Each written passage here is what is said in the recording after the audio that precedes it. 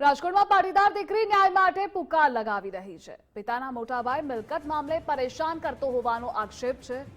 ભાજપ નેતા હોવાથી પોલીસ ફરિયાદ ન લેતી હોવાનો પણ આક્ષેપ છે। પાટીદાર દીકરીએ વિડીયો બનાવી ફરિયાદ નોંધવા અપીલ કરી। મુંબઈથી દીકરીએ વિડીયોના માધ્યમથી પોલીસ પર પણ આક્ષેપો કર્યા છે। તો પિતાના ભાઈએ મિલકત પડાવવા ઘરમાં ઘૂસી હુમલો કર્યો।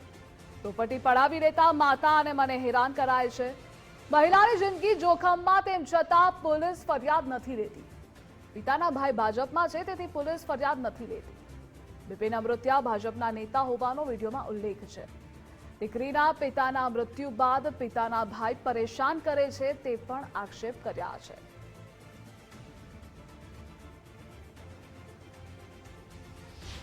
રાજકોટમાં એક પાટીદાર મા દીકરી છે તે ન્યાય માટે વલખા મારી રહી છે ને પોતાના જ ભાજપ પરિવારના ભાજપના નેતાઓ છે તે તેમને હેરાન કરી રહ્યા છે ને બીજી બાજુ પોલીસ છે તે ફરિયાદ પણ નથી લઈ। સૌથી મોટો સવાલ એ ઉત્પન્ન થઈ રહ્યો છે કે તેની દીકરીએ એક વિડીયો બનાવ્યો ને આજે ગુજરાત ફર્સ્ટ પાસે પહોંચ્યો તો પહેલા તેમની દીકરી છે તેમની સાથે વાત કરશું। બેન, મુંબઈથી તમારે આ વિડીયો બનાવવો પડ્યો, શું કારણ? ખાસ કેટલા સમયથી આ હેરાનગતિ? એટલે મને તો કંઈ આઈડિયા નહોતો કારણ કે હું ત્યાં હતી। મને બીજા દિવસે સવારે કારણ કે માં છે એને એમ થશે કે મારી દીકરી હેરાન થઈ જશે રાતના, એને નથી કહેવું તો રાતના એ પોલીસ સ્ટેશને પણ ગઈ પણ ત્યાંથી ને એને મતલબ નોર્મલ એક કમ્પ્લેન લઈ અને એમ કીધું કે એફઆઈઆર છે। એને ખબર હતી કે એફઆઈઆર નથી તોય મારી મમ્મીએ કાગળ એક્સેપ્ટ કર્યો કે કાંઈ વાંધો નહીં, હું હવે કાલે જોઈશ કે મારે શું કરવું છે। મને સવારે મમ્મીનો ફોન આવ્યો એટલે થોડાક ટાઈમ સુધી તો મને કંઈ ખબર જ ના પડી કે આ થઈ શું ગયું અને એ લોકોએ અગર લીગલ એક્શન ચાલે છે તો મારા ઘરનું પગથિયું એને ચડવું જ નહોતું। એ કોઈ નથી હોતા કે મને આવીને ઈ નોટિસ આપે, અગર નોટિસ આપશે, અગર ઈ સાચા હશે તો કોર્ટ નોટિસ આપશે। ઈ રાતના 11 વાગે નોટિસ આપવા આવ્યા હતા, એનું એવું કેવું છે પણ ઘરમાં ગરી અને મારી મમ્મીની ઇજ્જત ઉપર હાથ નાખી અને એને મારી નાખવાની કોશિશ કરી પણ એની આ પ્લાનિંગ એટલે ફેલ થઈ કારણ કે એને ગેટ ખોલ્યો તો મારા બાજુવાળા આંટીજી છે એ બેઠા હતા એટલે એ લોકો ગાળો ગાડી અને ફૂલ આંટીને પણ એ લોકો મારવાનું, આ તો બાજુવાળા અંકલે એને સપોર્ટ કર્યો। પોલીસ સ્ટેશને ક્યાંયથી જવાબ નથી આવતો।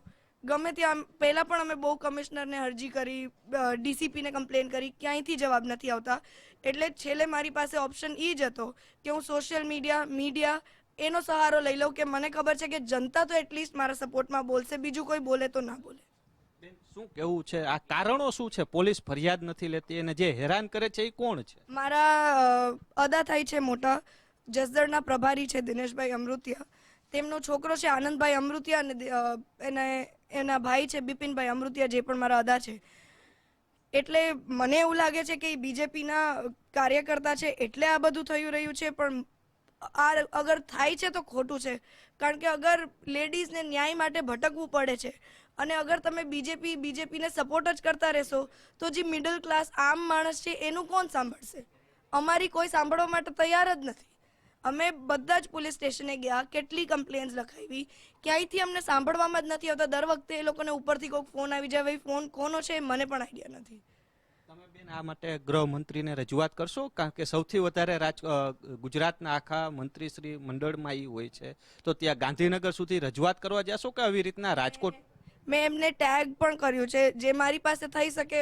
મને કોન્ટેક્ટ તો નથી ઓબ્વિયસલી, મને ક્યાંથી હશે એમનો કોન્ટેક્ટ, પણ મેં ટ્રાય કરી છે કે મેં એમને જ્યાં મારું પ્લેટફોર્મ છે જેને હું યુઝ કરીને હું રીચ આઉટ કરી શકું છું કે પ્લીઝ અગર તમે આ વિડીયો જોવો છો તો હું તમારી પાસેથી ન્યાયની અપેક્ષા કરું છું। પહેલાં તો મને મારી મમ્મી માટે પોલીસ પ્રોટેક્શન જોઈ છે કારણ કે હું પણ કામ કરું છું અને કામ મારા માટે બહુ જરૂરી છે। ઓલરેડી એ લોકો મારું બધું જ લઈને વયા ગયા છે તો હવે મારે કામ કરવું તો ઇમ્પોર્ટન્ટ છે પણ અગર એ લોકો મને આવી રીતના ટોર્ચર કરશે કે મારી માને મારી નાખવા માટે ઘરે પહોંચી જશે તો હું ક્યાં જઈશ? મારો બાપ તો ઓલરેડી વયો ગયો છે, મારી મા પણ વહી જશે અને મને પોલીસ ક્યાંયથી સપોર્ટ નથી આપી રહી। ના પોલીસ ના કોઈ બીજેપી નેતા, કોઈ સપોર્ટ નથી કરતું। તમે ક્યાં ક્યાં રજૂઆત નેતાઓને કોને? એક આપણે કાંતિભાઈ અમૃતિયા સાથે મારી ડિરેક્ટ વાત નથી થઈ, એ મોરબીના એમએલએ છે પણ મારા ફઈએ વાત કરી હતી। એને પણ બિચારા હવે ટ્રાય કરી કે હું તારા અદાને સમજાવું છું પણ એ લોકો સમજવાની જ તૈયારી નથી। એ લોકો ક્યાંયથી અમે બહુ ટ્રાય કરી કે એ લોકો ડિરેક્ટ અમારી સામે બેસે અને ઘરની વાત ઘરમાં જ રહેવા દે કે પછી પરસોત્તમ રૂપાલા સરને પણ, સર સોરી હું તમારું નામ લઉં છું પણ એને મને ટાઈમ આપ્યો, મને સારી રીતના સાંભળી, એને મીટિંગ કરીને કોશિશ કરી કે એ લોકોનું બધું સોલ્વ થઈ જાય, પણ એ લોકો એકય માણસનું માનવા માટે તૈયાર જ નથી. એ લોકો બધાને એમ કહે છે અમારો ઘરનો મેટર છે, તમે કોણ?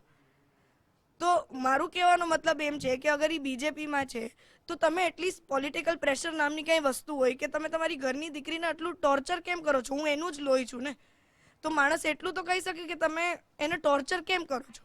પણ એને એકય માણસની બીક નથી, ખબર નહીં શેનો પાવર છે, મને એ નથી ખબર કે એની ઉપર કેનો હાથ છે, શું છે, કાંઈ નથી ખબર. તમે શું કહેશો? કેટલા સમયથી આ હેરાન થઈ રહ્યા છો ને પોલીસ સ્ટેશને કેટલી વાર ગયા, ત્યાંથી શું જવાબ? મારા ઘરવાળા ઓફ થઈ ગયા 7/9/2024 ત્યારથી અમે હેરાન છીએ.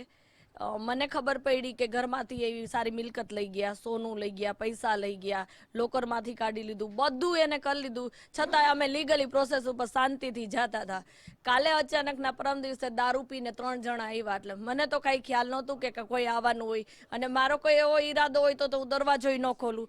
મેં તો સીધો હું ને બાજુવાળા બેઠા હતા એટલે મેં દરવાજો ખોલ્યો તો એ ઊભા હતા 3, એટલે મેં તરત જ સુગંધ આવી ડ્રિંકની કે એને ડ્રિંક કર્યું, એટલે મેં તરત હાથ રાખ્યો કે ભાઈ તમે અત્યારે મારા ઘરે નહીં, તમે અત્યારે જવા દો પછી આવજો. મને ધક્કો મારી અહીંયા હાથ લગાવી અને અંદર મને આવા ધક્કો મારી દીધો. એટલે બાજુવાળા બોલ્યા કે અત્યારે કે છોકરીને હેરાન કરી, એટલે એને કે તમે કોણ? અમે ફેમિલી મેટર છે, તમે નીકળો કે અત્યારે. પછી એને આ લોકોને ધમકી માંડ્યો દેવા, એટલે આ લોકોને થોડીક બહેસ થયું બાજુવાળાઓને બધાને.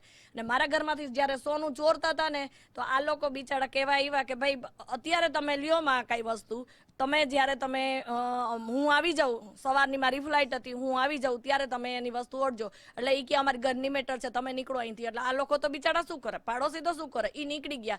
તો એની હાજરીમાં જો મારા ઘરમાંથી બધું સોનું ચોરી ગયા, ફાઇલ લઈ ગયા, મારી પ્રોપર્ટીની ફાઇલ લઈ ગયા, મારી પોપટપરાવાળી જમીનની ફાઇલ લઈ ગયા.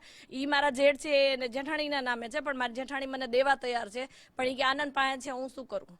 એ એક જેઠાણી મારા સારા છે, તો એને મને કીધું કે હું તમને, મારે નથી જોતી કોઈને, એને એક જ દીકરી છે મારે જેમ છે એમ.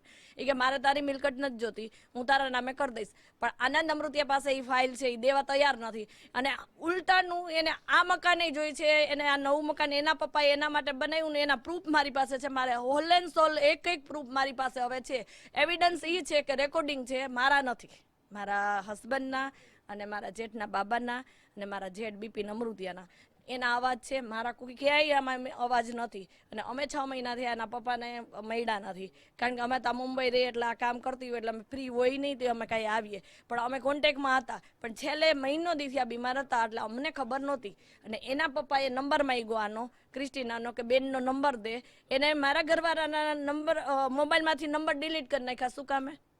કઈ રીતના ડિલીટ કર્યા? કારણ કે ઓલો અભણ છે ને ખબર નથી પડવાની. તો એને બીજે નંબર, એને આનંદ પાસે પાછા નંબર માંગ્યા. તો આનંદે એમ કીધું કે હું તમને નંબર કે ગોતીને દઉં. હવે મારી યારે 3 વર્ષ થયા, એનું રેકોર્ડર કઢવજો, વિડીયો કોલમાં ડેઈલી 3 વખત વાત કરતો, છેલ્લા 3 વર્ષ થયા.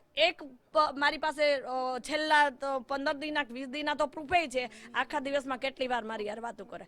આ બધું મારી યારે કરે છે આનંદ.